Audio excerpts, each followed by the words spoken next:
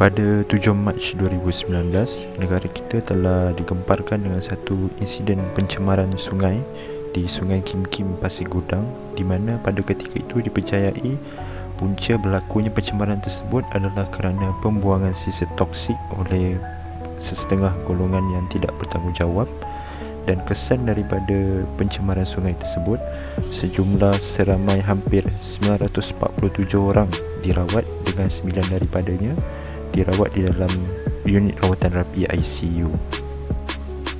Kemudian keputusan analisis sampel telah diambil oleh Jabatan Alam Sekitar pada ketika itu, dan sungai tersebut didapati mengandungi pelarut organik yang berbahaya.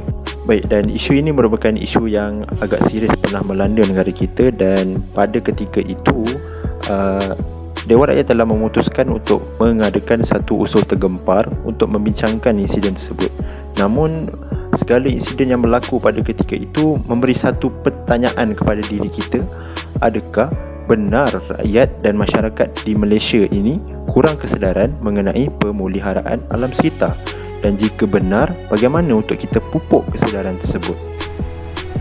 Baik, jika dilihat dari sudut undang-undang, individu atau golongan yang melakukan kegiatan haram tersebut sudah pasti mereka tahu tindakan mereka menyalahi undang-undang.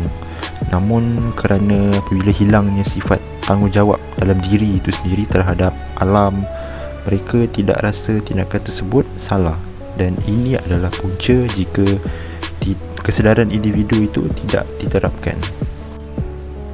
Baik, mengapa pentingnya kesedaran pemeliharaan alam itu kepada setiap individu adalah jika kita lihat pada kejadian yang pernah melanda negara kita, iaitu pencemaran Sungai Kim Kim tersebut, jelas pencemaran sungai itu sendiri memberi ancaman sehingga membahayakan manusia dan juga hidupan akuatik itu sendiri.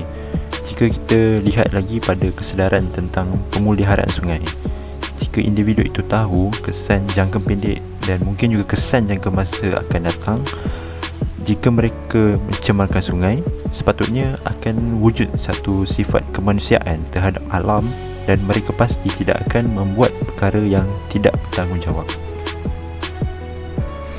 Baik, kita berbalik semula kepada bagaimana untuk kita terapkan kesedaran tersebut. Kita lihat ada satu artikel berkenaan dengan The SCC Declaration, dan dalam artikel tersebut ada menyatakan pandangan dari setiap agama meliputi agama Hindu, Kristian dan juga agama Islam berkenaan dengan alam sekitar. Dan ini membawa kita kepada satu cadangan, kenapa tidak kita selitkan juga elemen rohani dalam masa yang sama kita mendidik masyarakat berkenaan dengan kesan-kesan pencemaran sungai, apa implikasinya terhadap alam, terhadap manusia dan juga terhadap hidupan akuatik itu sendiri. Dan untuk mengimplementasikan cadangan ini adalah kita boleh melibat sama golongan-golongan agamawan dalam memberi kesedaran kepada masyarakat. Baik, dan jika kita lihat semula pada artikel tersebut, pada bahagian pandangan menurut Islam berkenaan alam sekitar yang telah dikemukakan oleh Dr. Abdullah Omar, beliau ada nyatakan bahawa peranan seseorang Muslim di muka bumi ini adalah sebagai seorang khalifah ataupun pemimpin kepada makhluk. Dan kita perlu faham bahawa makhluk itu bukan sekadar manusia, tetapi tumbuhan dan haiwan juga makhluk. Dan dinyatakan juga bahawa kita telah ditegak untuk bertindak mengikut nafsu terhadap alam, sehingga menimbulkan kerosakan di muka bumi yang telah diamanahkan kepada kita.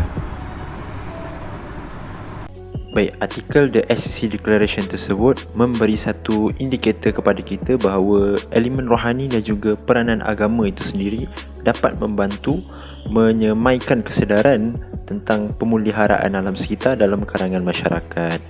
Dan akhir kata daripada saya adalah tidak ada gunanya jika kita terlalu mengejar arus pemodenan, arus kemajuan, namun kita melupakan aspek-aspek pemeliharaan alam sekitar itu sendiri, dan kita gadaikan khazanah alam dan sehingga memberi kesan kepada bencana yang tidak kita ingini. Sekian, terima kasih.